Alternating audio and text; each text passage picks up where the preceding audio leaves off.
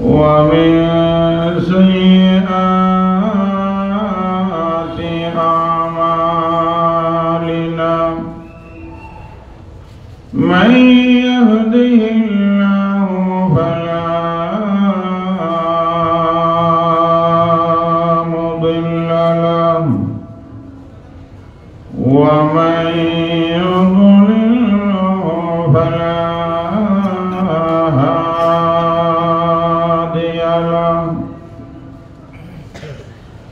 ونشهد أن لا إله إلا الله وحده لا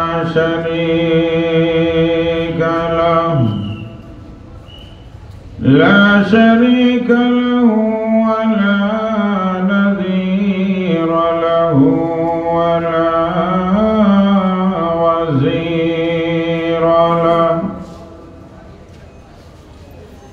ونشهد أن سيدنا وسندنا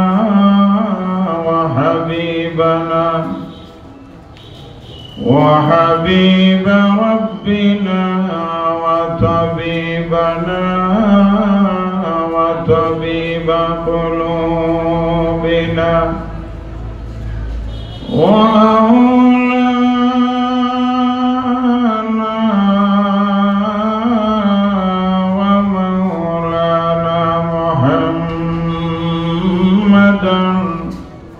عبده ورسوله صلى الله تعالى عليه وعلى آله وأصحابه وبارك وسلم تسليما كثيرا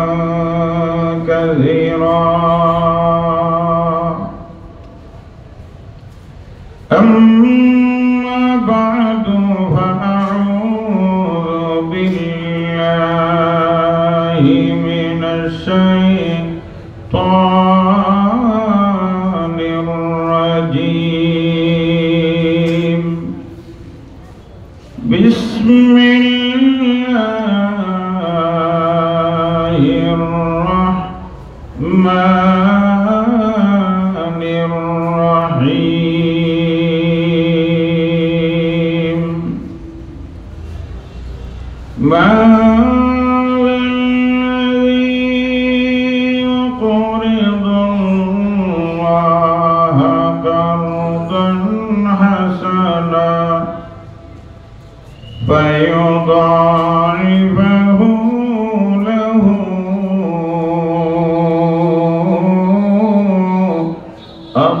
أضعافا كثيرا. وقال صاحب القرآن صلى الله عليه وسلم المرء مع من أحب. آمنت بالله صدق الله مولانا العظيم وصدق رسوله النبي الأمي الكريم ونحن ذلك لمن الشاهدين والشاكرين والحمد لله رب العالمين.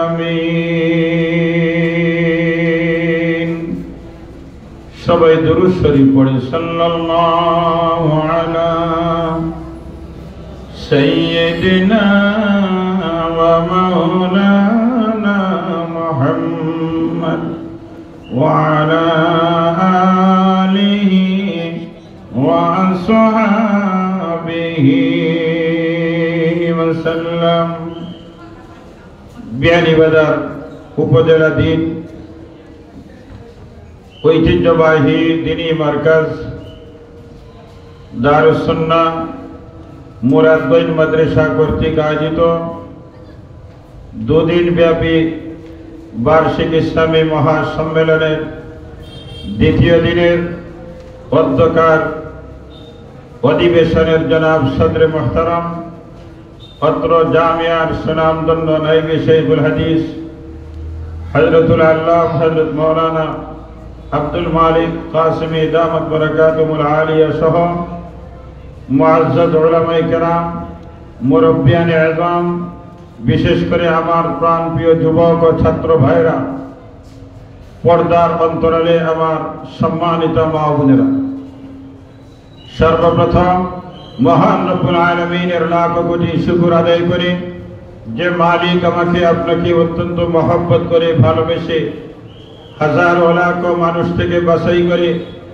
কোরআনের নিসবতে দ্বীনি দরসগার দাওয়াতে নূরানি কোরআনি জান্নাতি বাগানে আশার বসার তৌফিক দান করেছেন। জবান খুলে প্রাণ ভরে কালিমাতুশ শুকর আদায় করি আলহামদুলিল্লাহ। এই আওয়াজ তো লানিত গেছে না? ইবলিস শয়তানে কইব হুজুর খামাইতো না, এরা আমি বই রাখি দিছি। ইবলিস শয়তান আমরা খুশ করব না আমার আল্লাহকে খুশ করব? জবান খুলে বলেন, জবান খুলে বলেন। কাকে খুশ করব? আমার আল্লাহকে খুশি রাখবো, ইবলিস শয়তানকে বেজার করব। পারবেন তো ইনশাআল্লাহ? জবান খুলে মহব্বতে বলেন আলহামদুলিল্লাহ। এবার দুইটা হাত উঁচু করে, দুইটা হাত উঁচু করে জবান খুলে বলেন আল্লাহু আকবার। আর ধাক্কা দিয়ে আল্লাহু আকবার বলবেন, দেখবেন আওয়াজ কত বড় হয়। মহব্বতে বলেন আল্লাহু আকবার, আরো জোরে বলেন আল্লাহু আকবার। কষ্ট হইছে? না হয় বুঝা যার কিছু মনে হয়েছে। কষ্ট হইছে? কষ্ট কেন হবে? কারণ এই জবান দিয়েছেন কে? আরো জোরে বলেন, এই জবান দিয়েছেন কে? এই জবানের উচ্চারণ হবে কার নাম? আল্লাহর নাম উচ্চারণ হবে। আল্লাহ আমাদের সবাইকে কবুল ফরমা। ভাই আমার সময় একেবারে কম। আমি উঠার সময়ই সবুজ কার্ড দেখে যাই, হলুদ কার্ড নিয়ে উঠছি। কারণ আপনারা যারা অপেক্ষায় এরা একেবারে খাসা খাসে বিদায় আমার যে ধারাবাহিক আমি আলোচনা করব এই সুযোগ আমার হাতে নাই। বিদায় সময় আর আমি নিব না। আমি আমার মূল কথাগুলি, মূল পয়গাম আপনাদের খেদমতে উপস্থাপন করতে যাচ্ছি। এই মঞ্চ বড় দামি মঞ্চ। গতকাল থেকে আজকে পর্যন্ত যত উলামায়ে কেরাম দামি দামি মানুষ তাশরীফ আনছেন, আওলাদে রসুল তাশরীফ আনছেন, আধ্যাত্মিক জগতের মুকুটহীন সম্রাট তাশরীফ আনছেন, বড় বড় উলামায়ে কেরাম মুহাদ্দিসিন তাশরীফ আনছেন। এদের সান্নিধ্য গ্রহণ করা সবার পক্ষে সম্ভব না যদি আল্লাহ তাআলা মহব্বত না করে। বলেন আওলাদে রসুলের চেহারা দেখা এটা স্বাভাবিক বিষয়? এটা হলো ভাগ্যদার ভালো তাকে আল্লাহ তাআলা দুইটা চোখ দ্বারা আওলাদে রসুলের চেহারা দেখার মতো নিয়ামত দান করেন। কারণ আমরা নবীজি দেখি নাই, আমরা সাহাবায়ে কেরাম দেখি নাই, আমরা তাবিঈন দেখি নাই, আমরা আইম্মায়ে মুজতাহিদিন দেখি নাই, আমরা শেখুল আরবুল আজম কুতুবুল আলম হুসাইন আহমদ মদনী দেখি নাই, আমরা আওলাদে রসুল সৈয়দ আসদাদ মদনীর চেহারা দেখব, আওলাদে রসুল আরশাদ মদনীর চেহারা দেখব। আমরা মনে করব এই যুগের হলেন শাইখুল ইসলাম। আমরা তাদের চেহারা দেখে নবীজির চেহারার স্বাদ আমরা উপভোগ করব। আবু বকর সিদ্দিক যেভাবে নবীজির চেহারা দেখে আবু বকর সিদ্দিক উপাধি লাভ করেছিলেন, আমিরুল মুমিনিন ওমর নবীজির সান্নিধ্য গ্রহণ করে ফারুকে আযম উপাধি লাভ করেছিলেন, উসমান ইবনে আফফান নবীজির সান্নিধ্য গ্রহণ করে জিন্নুরাইন উপাধি লাভ করেছিলেন, আলী মুর্তজা নবীজির সান্নিধ্য লাভ করে আসাদুল্লাহিল গালিব উপাধি লাভ করেছিলেন, লক্ষাধিক সাহাবায়ে কেরাম নবীজির সান্নিধ্য লাভ করে উলাইকা হুমুল মুফলিহুন উপাধি লাভ করেছিলেন, উলাইকা হুমুর রাশিদুন উপাধি লাভ করেছিলেন, উলাইকা হুমুল মুত্তাকুন উপাধি লাভ করেছিলেন। আজ আমরা নবীজি দেখি নাই, নবীজির কলিজার টুকরা আওলাদে রাসূলকে দেখে এমন মর্যাদা আমরা গ্রহণ করব ইনশাআল্লাহ। রাজি আছেন তো ইনশাআল্লাহ? রাজি আছেন তো ইনশাআল্লাহ? আল্লাহ তাআলা যেন আমাদেরকে কবুল করে। ও ভাই, আমরা মানুষ জাতি সামাজিক জীব, সমাজবিহীন মানুষ চলতে পারে না, সমাজ ছাড়া মানুষ চলতে পারে না। বিদায় জেলে যাওয়ার পরে সবচেয়ে বড় কষ্ট হইল সমাজ থেকে বিচ্ছিন্ন হওয়া। সমাজ থেকে বিচ্ছিন্ন হওয়া এটা হলো সবচেয়ে বড় শাস্তি। বাকি তো রইল তার রিমান্ডের কথা, রইল তার শারীরিক নির্যাতনের কথা, কিন্তু এক নম্বরে তার সবচেয়ে বড় মানসিক শাস্তি হলো সমাজ থেকে বিচ্ছিন্ন করে দেওয়া, পরিবার থেকে বিচ্ছিন্ন করে দেওয়া। এটা হলো তার সবচেয়ে বড় মানসিক শাস্তি। কারণ মানুষ সামাজিক জীব, সমাজ ছাড়া মানুষ চলতে পারে না। বিদায় একজন মানুষ যদি সমাজে বসবাস করে তাহলে সমাজের মধ্যে সবাই ধনী না, সবাই আবার গরিব না, সবাই ব্যবসায়ী না, সবাই শিল্পপতি না। যেভাবে শিল্পপতি আছে ঠিক তেমনি ভাবে ব্যবসায়ী আছে, ঠিক তেমনি ভাবে অভাবগ্রস্ত মানুষগুলি আছে, ঠিক তেমনি ভাবে মালিকরা আছে, ঠিক এমনি ভাবে শ্রমিকরা আছে, কর্মচারী আছে, দিনমজুর আছে, শ্রমিক আছে। এভাবে সব মিলিয়ে একটা সমাজ। এবার সমাজের মধ্যে ধনীরাও গরিবদের মুখাপেক্ষী, গরিবরাও ধনীদের মুখাপেক্ষী। সুতরাং আমাদের সমাজে যখন অভাবগ্রস্ত মানুষ আছে, বিদায় মাঝে মধ্যে ধনীর কাছে হাত লম্বা করে সুবিধা অসুবিধার সমাধানের জন্য, অসুবিধায় পড়েছে সমাধানের জন্য ধনীর দরবারে নক করেছে, শ্রমিক সমস্যায় পড়েছে মালিকের দরবারে নক করেছে, মালিকের কাছে সাহায্যের হাত বাড়িয়েছে। বিদায় আমাদের সামাজিক জীব হওয়ার কারণে আমরা একা চলতে পারি না। বিদায় একজন আরেকজনের দিকে আমরা মুখাপেক্ষী হই। একজনের মাধ্যমে অসুবিধার সমাধান হয়, আরেকজনের মাধ্যমে আরেক সমস্যার সমাধান হয়। ঠিক তেমনি ভাবে আমাদের সমাজে ঋণ দেওয়া নেওয়ার একটা প্রথা আছে না নাই? ভাই আমার আপনারা মনে হয় আমার সাথে না, আমার দিকে লক্ষ্য করেন, আমার দিকে লক্ষ্য করেন।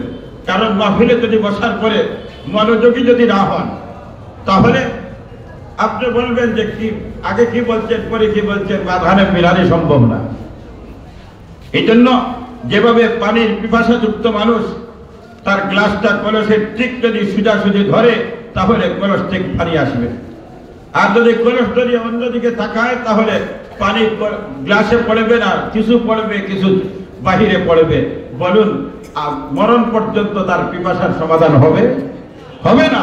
এই জন্য মাহফিলে বসার পরে ডান বাম কোথাও দৃষ্টি দিবেন না, দৃষ্টি একমাত্র আলোচকের দিকে।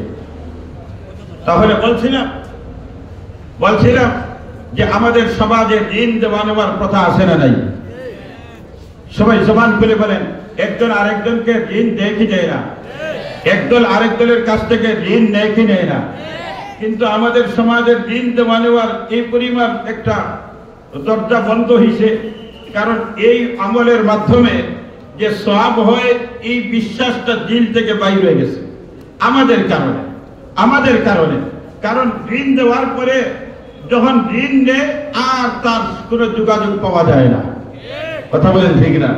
এই তো কিছুদিন আগে 2 মাস আগে না 3 মাস আগে গরিব এক ব্যক্তি ছোট্ট একটা দোকান খুলছে, আমার চোখের সামনে আমি দেখছি। গতকাল তার দোকানের চিত্র দেখে আমি ভাবলাম যে মনে হয় আর 1 সপ্তাহ বাঁচবো, 1 সপ্তাহ পরে তার গাঠি গুঠি গোল করতে হবে, কারণ দোকানের চিত্র এমন। তাহলে আমাদের সমাজের আমাদের কারণে আজ ঋণ দেওয়া নেওয়ার পথটা লাল কালি দিয়ে বন্ধ করা হয়েছে, যে আর যদি ঋণ চায় তাহলে দিব না। অথচ একটা মর্যাদাপূর্ণ ঋণ দেওয়া নেওয়া বড় একটি সওয়াবের কাজ। এই সওয়াব থেকে আজ মানুষগুলি দূরে চলে যাচ্ছে, এই সওয়াব থেকে বঞ্চিত হচ্ছে। বিদায় আমি আমার মনে করলাম, মনে মনে ভাবলাম যে আজকে ঋণ দিয়ে কিছু কথা বলি। ঋণ দেওয়ার মধ্যে কি লাভ, এই কথাটা বোঝানোর জন্য আমি আয়াত তিলাওয়াত করেছি। ঋণ দেওয়া নেওয়ার পদ্ধতি হলো দুইটা।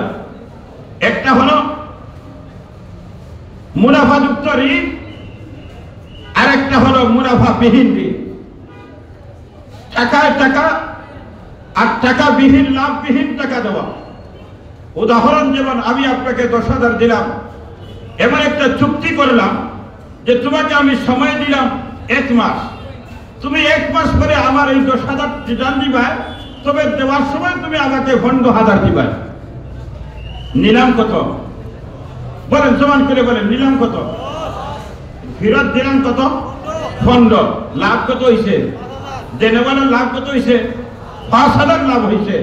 1 মাসে 10,000 দিয়ে 5,000 লাভ। আর আরেকটা হইল 10,000 দিলাম 1 মাসের জন্য, এবার 1 মাস পরে 10,000 ফেরত আনলাম, আপনিও দিলেন 10,000 ফেরত। এরকম ঋণ হলো 2 ধরনের। একটা হলো লাভজনক ঋণ, আরেকটা হলো বাহ্যিক লাভবিহীন ঋণ।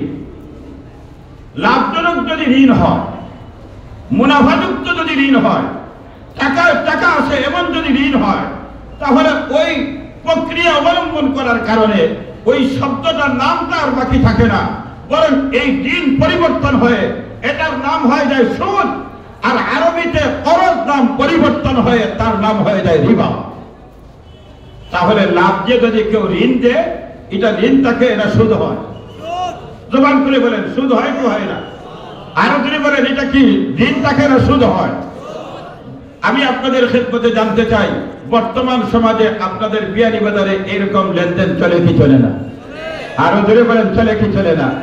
এরকম সুদের কারবার, সুদের লেনদেন হয় আপনার আমার দেশের মধ্যে নয়, গোটা পৃথিবীতে 4টা জায়গায় এরকম ঋণ আদান প্রদান হয়, যেটাকে আমরা সুদ বলি। কুরআনের ভাষায় সুদ বলে, হাদিসের ভাষায় সুদ বলে, কুরআনের ভাষায় রিবা বলে, নবীর ভাষায় রিবা বলে। আর ঘর থেকে নিয়ে, পরিবার থেকে নিয়ে, সমাজ থেকে নিয়ে, রাষ্ট্র থেকে নিয়ে গোটা পৃথিবীতে সুদের মহড়া চলতেছে। এই সুদের লেনদেন হয় 4টা জায়গায়। 1 নম্বর জায়গা হলো সরকার অনুমোদিত প্রতিষ্ঠানের মাধ্যমে, যেগুলো আমাদের দেশে বিভিন্ন ব্যাংক আছে, সরকার অনুমোদিত ব্যাংকের মাধ্যমে লেনদেন যেটা হয়, সুদের লেনদেন হয়। নাম্বার 2, বৈদেশিক প্রতিষ্ঠানের মাধ্যমে ঋণের লেনদেন হয়, যেগুলো আপনার আমার ডানে বামে সামনে পিছনে, যেমন উদাহরণ আশানবী ব্যাংক, গ্রামীণ ব্যাংক, এগুলোর মাধ্যমে মানুষের সেবার নামে কোন ধরনের লেনদেন চলে? বলেন, কোন ধরনের লেনদেন? সুদের লেনদেন চলে। এটা হলো বৈদেশিক প্রতিষ্ঠানগুলির মাধ্যমে সুদের লেনদেন হয়।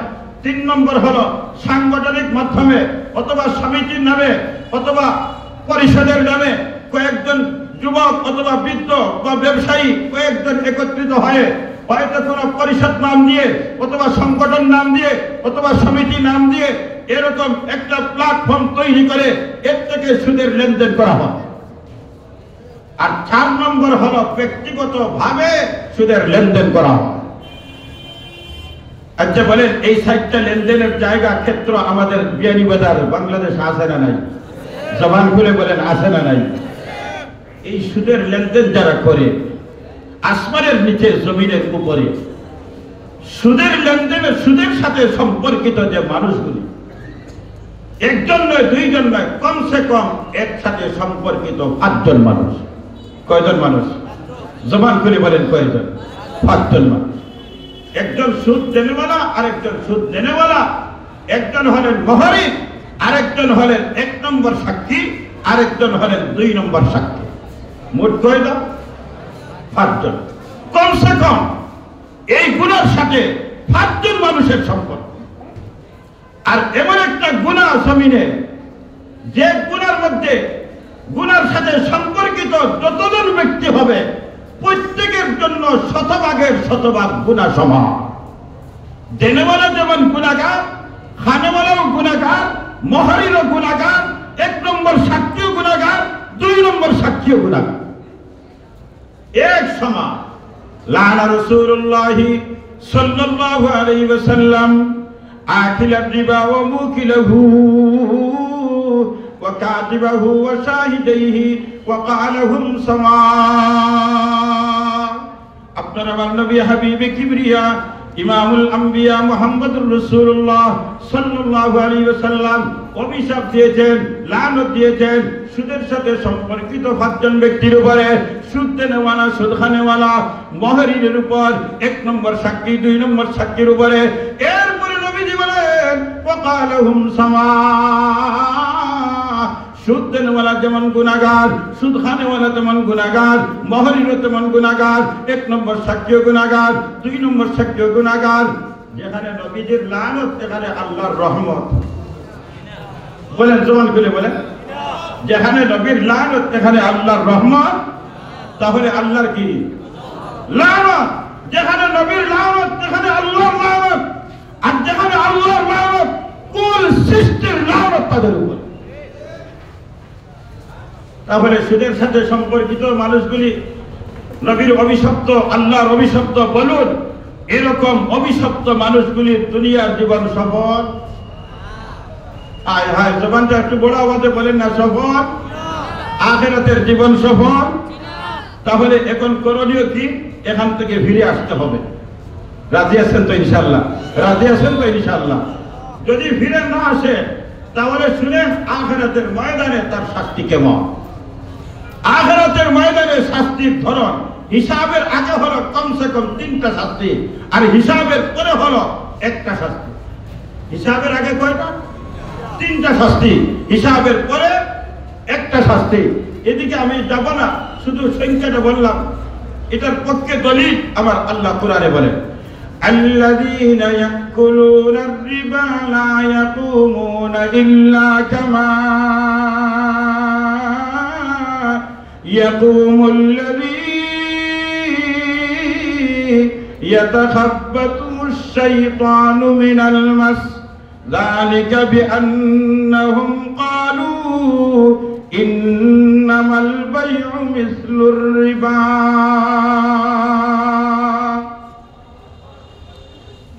হিসাবের আগে 3 শাস্তি কেমন? 1 নম্বর শাস্তি হলো যখন কবর থেকে আল্লাহ উঠাইবেন তখন অপমানজনক উঠাইবেন, মাতালের মতো করে আল্লাহ উঠাইবেন। 2 নম্বর শাস্তি হলো রিমান্ডজনিত যত শাস্তি তাকে দেওয়া হবে। আর 3 নম্বর শাস্তি হলো তার পেটটা মটকার মতো তৈরি করবেন, ওই মটকার ভিতরে বিষাক্ত অজগর সাপগুলি থাকবে, প্রত্যেকটা সাপ তাকে দংশন করতে থাকবে। একবার দংশন করার পরে সে বেহুশ হবে, আবার জ্ঞান ফিরবে, আবার দংশন করবে, আবার দংশন করবে। আমার নবী হাবিবে কিবরিয়া জিজ্ঞাসা করেন, বন্ধু জিবরিল এরা কারা? নবীজি বলেন, এরা আপনার উম্মতের সুদের সাথে সম্পর্ক রাখে যারা।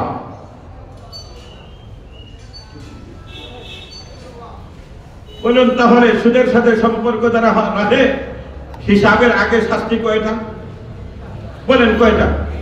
1 নম্বর অপমান পদ্ধতি কবর থেকে উঠাইবেন। নাম্বার 2 রিমান্ডজনিত শাস্তির সম্মুখীন হবে। নাম্বার 3 তার পেট মটকার মতো বানাইয়া অজগর বিষাক্ত সাপ তার পেটের ভিতরে ঢুকাইয়া এবার ওই সাপগুলি তাকে দংশন করতে থাকবে। হিসাবের আগেরটা গেল, হিসাবের পরে যখন হিসাবের পরে সব ধরনের মানুষগুলি জান্নাতীরাও ফুলসিরাতে উঠবে, জাহান্নামীরাও ফুলসিরাতে উঠবে। এবার জান্নাতীরা যখন জান্নাতের পথে রওনা, জাহান্নামীরা জাহান্নামের পথে রওনা, এই সুদগুলো যখন ফুলসিরাতের দিকে রওনা হবে তখন হঠাৎ অদৃশ্য থেকে একটি আওয়াজ তার কানে আসবে, এ বিয়ানীবাজারের আব্দুল্লাহ ছেলে আব্দুর রহিম। সে মনে মনে ভাববে, আমার নাম, আমার বাবার নাম ধরে কে ডাকে? ডান বামে চতুর্দিকে তাকাইবে, কে আমাকে ডাকে আমার নাম ধরে? বিয়ানীবাজারের সুবাদুল্লাহ আব্দুল্লাহ ছেলে আব্দুর রহিম। গ্রামও চিনে, উপজেলাও চিনে, বাবার নামও জানে, আমার নামও জানে। কে আমাকে ডাকে? ডানে বামে সামনে পিছনে চতুর্দিকে তাকাইবে না, পুরো ব্যক্তি তো দেখে না। আবার ডাকবে আব্দুল্লাহ ছেলে আব্দুর রহিম, আবার সেই এভাবে ডাকতে ডাকতে একটা পর্যায়ে সে নিশ্চিত হয়ে যাবে ওই ফুলসিরাতের নিচে একটা বিশাল অগ্নিকুণ্ড থেকে তার আওয়াজ আসতেছে, আগুন থেকে আওয়াজ আসতেছে। আব্দুল্লাহ ছেলে আব্দুর রহিম যে সময় সে নিশ্চিত হয়ে যাবে এই আওয়াজটা হলো ওই আগুন থেকে, সে আশ্চর্য হয়ে যাবে। আগুন আবার কেমনে আমাকে চিনল? আগুন কিভাবে আমাকে ডাকে? আগুন কেমনে আমার উপজেলার নাম চিনে? আগুন আমার গ্রামের নাম কেমনে চিনে? আগুন আবার আমার বাবাকে কেমনে চিনে? আমার নাম কেমনে চিনে? যখন ডাক শুনবে নিশ্চিত হয়ে যাবে ওই আগুন ডাকতেছে, তখন এবার সে বলবে, আগুন তুই আমাকে কেমনে চিনো? তুমি কে? তুমি আমাকে ডাকো। তখন আগুনের জবান আল্লাহ খুলে দিবে, আগুনের জবান আল্লাহ খুলে দিবে, বলবে আমি আগুন নাই রে, আমি তোর সুদের মাল। নাউযুবিল্লাহ বলেন, নাউযুবিল্লাহ বলেন। আমি তোর সুদের মাল, সুদের মালের মাধ্যমে বাড়ি বানাইছ, আমি আজকে তোর বাড়ি, সুদের টাকা দিয়ে গাড়ি কিনত, আজকে আমি হইলাম তোর গাড়ি। সুদের মাধ্যমে বিল্ডিং বানাইছ, ব্যবসা প্রতিষ্ঠান টাওয়ার বানাইছ, আমি হইলাম তোর সুদের মাল। আয় আয় আয় আয়, কাছে আয়, কাছে আয়। এমন তার আতঙ্ক হবে, উপায় নাই, উপায় নেই, আগুন থেকে বাঁচা সম্ভব হবে না। এরপরে শাস্তি যখন সুলসিরাতে উঠবে, তখন উঠার পরে হঠাৎ একটা সাদান নামে একটা কাঁটা তাকে ধরবে। নবীজি বলেন, আমার উম্মতরে, এই কাঁটায় যখন ধরবে এত শক্ত করে, গোটা হাসরবাসী যদি আল্লাহর গোলাম বান্দিকে মুক্ত করতে চায়, তাহলে ওই কাঁটায় যে বন্ধ করেছে ওই আটকানো থেকে তাকে মুক্ত করা যাবে না। ধরবে আর ওই ধরা থেকে তাকে জাহান্নামে নিক্ষেপ করবে। এখন যারা সুদের সাথে সম্পর্ক যদি না ছাড়ে, উপায় নেই। আমার এইদিকে সুদ সংক্রান্ত আমার আলোচ্য, আমার টার্গেট নয়, কিন্তু ওই ঋণের কথাটা বলতেই এটা প্রাসঙ্গিক ভাবে চলে আসছে। ঋণ নেওয়ার পদ্ধতি হলো, নেওয়ার পদ্ধতি হলো দুইটা, একটা হলো মুনাফাযুক্ত ঋণ, আরেকটা হলো মুনাফাবিহীন ঋণ। মুনাফাবিহীন ঋণের প্রক্রিয়া হলো, পদ্ধতি হলো, আপনি চাইছেন আমার কাছে 10,000, আমি আপনাকে দিলাম 10,000, 1 মাসের জন্য। ভাই আপনার বিপদ দেখছি, বুঝতেছি, সমাধান করে 1 মাস করে দিয়ে দিবা। ঠিক আছে, 1 মাস করে দিয়ে দিছে। এখন প্রশ্ন হইল, হুজুর আমি যে 10,000 দিলাম, আমার তো কোনো লাভ তো আমি দেখি না, আমার তো কোনো লাভ তো দেখি না। 10,000 1 মাস কাটাইলে তো আমি 200 টাকা পাইলাম। ফানার দোকান একটা 10,000 ঢুকাইলেও তো 2,000 লাভ হইতো। আমি তো ঋণ দিলাম আপনার ওয়াজ শুনিয়া, কিন্তু 1 টাকা লাভ হইল না। তাহলে আসেন, আপনার লাভ, আপনার লাভের পক্ষে অবস্থান গ্রহণ করেছে কোরআন। কোরআন আপনাকে হিম্মত দিচ্ছে, কোরআন আপনার পক্ষে সুসংবাদ দেওয়ার জিম্মাদারি গ্রহণ করেছে। বিয়ানীবাজারের করজদাতারা, তোমরা যদি করজ দাও, আল্লাহর বিধান মতো যদি করজ দাও, আসো আমার কাছে, তোমার লাভ কি পরিমাণ। আমি আপনাদের কাছে জানতে চাই, আমি করজ দিলাম আপনাকে, বলেন আমার পক্ষ থেকে আপনার উপরে ইহসান হয়েছে কি হয়েছে না? জবান করে বলেন, মুখে মাথা দিয়ে বললে হবে না। কথা বলার জন্য আল্লাহ জবান দিয়েছেন, জবান করে কথা বলেন, আমি আপনার উপরে ইহসান করছি কিনা? আরো ধরে বলেন, আরো ধরে বলেন। এটা তো 2 টুটার মাঝখান থেকে আগলো 3.5 না।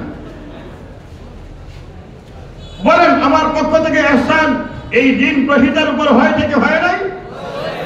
তাহলে আমি হইলাম মুহসিন, আমি হইলাম ইহসানকারী। এবার কোরআন কি বলে ইহসানকারীর জন্য? আমার আল্লাহ বলেন, ওয়াল্লাহু ইউহিব্বুল মুহসিনিন।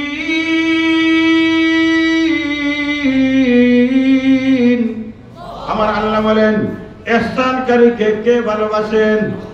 আরো জোরে বলেন। আরে মালিকের নাম একটু মহব্বত বলেন, কে মহব্বত করে? ইহসানকারীকে মহব্বত কে করেন?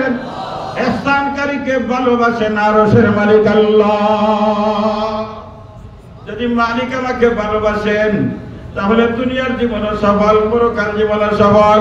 কারণ মালিক যদি আমার হয়ে যায়, মালিকের সাথে আমার বন্ধুত্ব সম্পর্ক হয়ে যায়, তাহলে মালিকের বন্ধু হওয়ার পরে গোটা পৃথিবী আমার গোলাম বানাইয়ে দিবে, গোটা পৃথিবী আমার মসজিদের ভিতরে ঢুকিয়ে দিবে। আরে ফজরের সুন্নত পড়েন পটিয়া মাদ্রাসায়, ফজরের জামাত নামাজ ফরজ আদায় করেন পটিয়া মাদ্রাসায়, সুন্নত আর ফরজের মধ্যখানে এই সময় মিটিং করেন আফ্রিকার জঙ্গলে। ওর আসতে সুবহানাল্লাহ বিজা পটিয়া কোন জায়গা? আফ্রিকাত নেই, দেখুন না যখন বিদেশ বলে পটিয়া কোন জায়গা? চট্টগ্রাম বাংলাদেশে পটিয়া মাদ্রাসার প্রতিষ্ঠাতা মুহতামিম সাহেবুল হাদিস আল্লামা মুফতি আজিজুর রহমান সাহেব নব্বরাল্লাহু মারকাদাহু, উনি ফজরের সুন্নত পড়তেন মাদ্রাসা, ফজরের ফরজ পড়তেন মাদ্রাসা, আর ফজর আর সুন্নতের মাঝখানে মিটিং করতেন আফ্রিকার জঙ্গলে।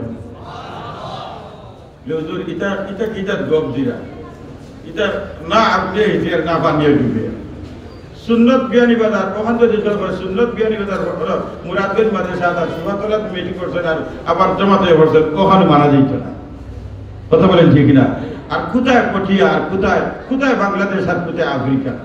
এটা আমার কথা নয়, মুফতি সাহেব রহমতুল্লাহ আলাইহির খাদিমের কথা। খাদিম বলে সপ্তাহে নির্ধারিত একদিন হুজুর সুন্নত পড়ে তাহাজ্জুদ তো করেন, শেষ করার পরে ফজর যখন ঢুকে তখন সুন্নত পড়েন ওনার রুমে। সুন্নত পড়ার পরে ওনাকে খুঁজে পাওয়া যায় না, আবার দেখা যায় ফজরের জামাত শরীফ। আমি এইভাবে 2-4 দিন দেখার পরে চিন্তা করলাম, না এইভাবে চললে হবে না, কি করেন, কোথায় যান, এটা দেখার দরকার। ও নির্ধারিত সময়ে যেদিন তারিখ জানা আছে তো খাদিমের, ওই দিন ভীষণ ধরছেন, দেখি হুজুর কই যায়, বাইরেছেন ফিরিয়ে সৈয়দ ভাই খাদিম লগে ওইটা হইবে আমাদের যে হুজুর আজকে লোক সারতাম না বলে, সব বন্ধ হয়, চক্ষু বন্ধ কর, সব বন্ধ করছেন। খোলার পরে যাবেন আফ্রিকার জঙ্গল। এখন আফ্রিকার জঙ্গল না বাংলাদেশের জঙ্গল তো খাদিমে চিনে না। যাওয়ার পরে খাদিম নিজে বলেন আসার পরে যে আমি যাওয়ার পরে দেখি আফ্রিকার জঙ্গল না কোনার জঙ্গল, একটা জঙ্গলের ভিতরে বিশাল একটা সংসদের মতো কয়েকটা আসন, বসার জায়গা আসন আছে, আর এটা সাধারণ কোনো আসন নয়।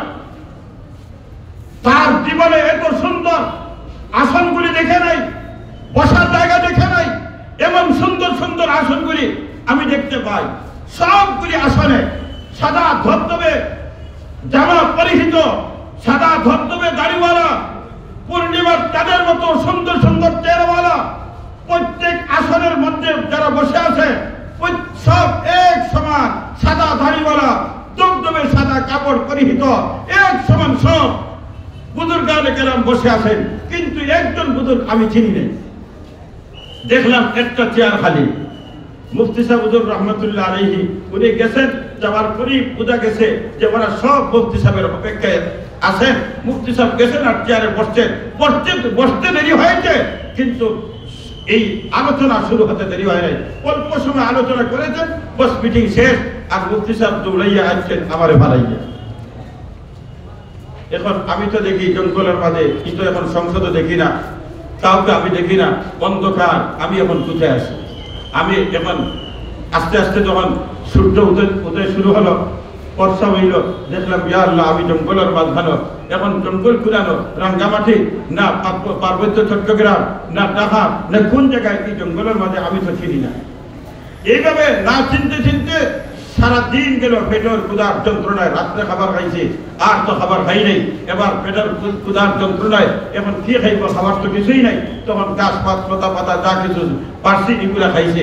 খাওয়ার পরে আস্তে আস্তে সূর্য যখন ডুবছে, রাত যখন আসছে, তখন রাতের অন্ধকার যখন চাপলো, হঠাৎ শরীর একটু নড়াচড়া যেমন খেয়ে আমার কাছে আমার দিকে আসতেছে না, বুঝলাম যে আমার কাছাকাছি পৌঁছে গেছে। আসার পরে জিজ্ঞাসা, রে তুমি কে?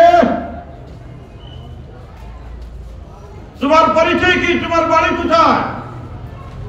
বুঝা গেল কোন একজন মানুষ আমার জিজ্ঞাসা করলা। এখন মানুষকে আমি তো সিনিয়র না, এখন আমি উঠে পেলাম আমার বাড়ি পটিয়া। এখন জিজ্ঞাসা করে পটিয়া কই, পটিয়া কই। এখন আপনি যদি বিয়ানীবাজার সুভাতলা আর ওসাইটার নাম কিনা জানিয়েন না, মনে হলো কেউ সুভাতলা বলে আমার মুখস্থ রয়েছে বলে। এখন যদি আপনি ডাকাত দিয়া করেন, জিজ্ঞাসা করে সুভাতলা, ডাকাত মাঝে সুভাতলা চিনিব এটুকু কইতে বললাম সিলেট, এরপরে কইতে হইব বিয়ানীবাজার, এরপরে কইতে হইব সুভাতলা। এখন জিজ্ঞাসা করছেন কই বলে পটিয়া, বলে পটিয়া কুনানো ও গুজরাটে। আমি শ্রীরামগড় বাড়ে যে পটিয়া সিনের না মনে হয়। ও কইলা যে আমার তো বাড়ি চট্টগ্রাম, বলে চট্টগ্রাম আর কুনানো ও গুজরাট দেশের ভিতরে নাই। কইলা আমার বাড়ি বাংলাদেশ। ও কইলা তুই বাংলাদেশ থেকে আফ্রিকার জঙ্গল কেমনে আইবি? ও জানলা যে আমি আফ্রিকার জঙ্গল। কইলা সাহেব আমি তো মুফতি সাহেবের লোকে আইছি, বলে আটকিলে কেমনে? বলে মুফতি সাহেব বলে চেয়ে গেছে। বলে তুই এখন দেখতে চাস? বলে তুই যে আমি আমার পটিয়া যেতাম বলে সব বন্ধ কর, বন্ধ করছে, একটু পরেই দেখা যায় পটিয়া। ও ভাই, আল্লাহর প্রিয় যখন হয়ে যায় তখন গোটা পৃথিবী তার গোলাম হয়ে যায়। 2 নম্বর লাভ, এটা হলো 1 নম্বর লাভ। 2 নম্বর লাভ, নবীজি বলেন আমার উম্মত রে, তুমি যদি দিন কাউকে দাও, আপনি দিলেন একজনকে 10,000 টাকা দিন, 1 মাস সময় দিয়া, নবীজি বলে যে তুমি প্রতিদিন আল্লাহর পক্ষ থেকে তোমার আমলনামায় প্রতিদিন 10,000 টাকা আল্লাহর পথে দান করার সব তোমার আমলনামায় জমা হতে থাকবে। আরো আস্তে সুবহানাল্লাহ বলেন না, মহব্বতে আল্লাহু আকবার বলেন, আল্লাহু আকবার। দিলাম 10,000, প্রতিদিন 10,000 এর সব, 1 মাসে কত লাখ টাকার সব। আগামী কাল হিসাব করে পঞ্চারি টোটাল কত হয়? প্রতিদিন 10,000 এর সব হইলে 30 দিনে কত লাখ টাকা? 3 লক্ষ টাকার সব। এখন 29 তারিখে হয় হুজুর আমি যে অসুবিধা পড়ে গেছি, টাকা আমার লোকে নিতে চাইলে দিলেই আমার হঠাৎ করে কালকে রিক্সা গাড়ির অ্যাক্সিডেন্ট হয়ে গেছে, এখানে ঠিক করতে টাকা 10,000 লাগে, এটা আমার পরিবার চলার একমাত্র মাধ্যম।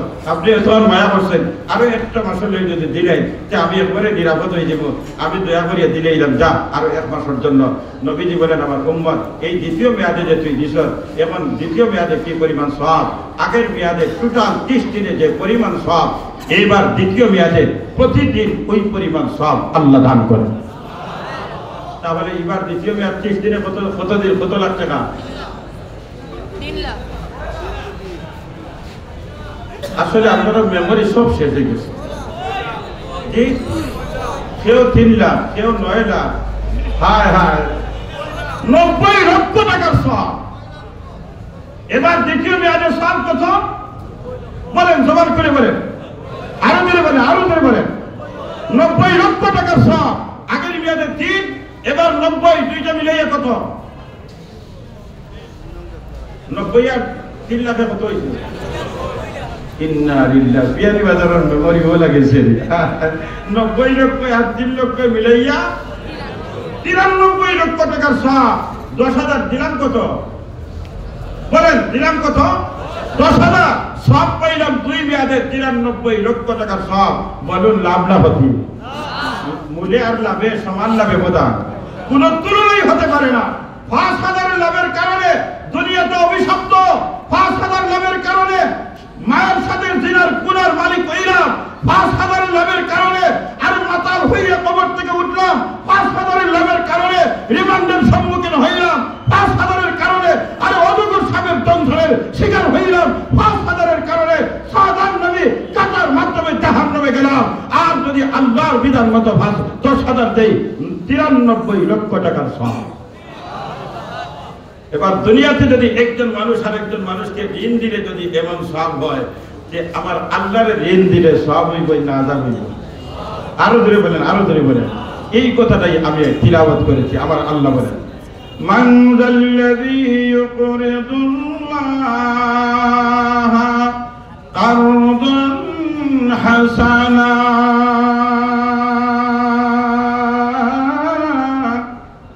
ফায়ুদাইফাহু লাহু আদআফান কাসীরা।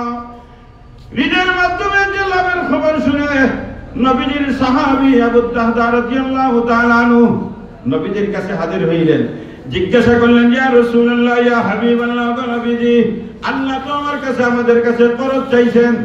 কে করজ চাইছেন? আরো ধরে বলেন, আরো ধরে বলেন। কে ঋণ চাইছেন? কে? আল্লাহ ঋণ চাইছেন। দুনিয়াতে মাল আমার কাছে যে ঋণ চায় এই একটাও আমার দেয় না, এরপরে ঋণ চায় আর মালিক আমাকে সব দিলেন, দেওয়ার পরে মালিক আমার কাছে ঋণ চাইতেছে। আল্লাহু আকবার। এবার মালিক ঋণ চাইতেছেন, ইয়া রাসূলুল্লাহ আল্লাহকে করজ দিলে লাভ কি হবে? নবীজি বলেন, লাভ নগদ 2টা।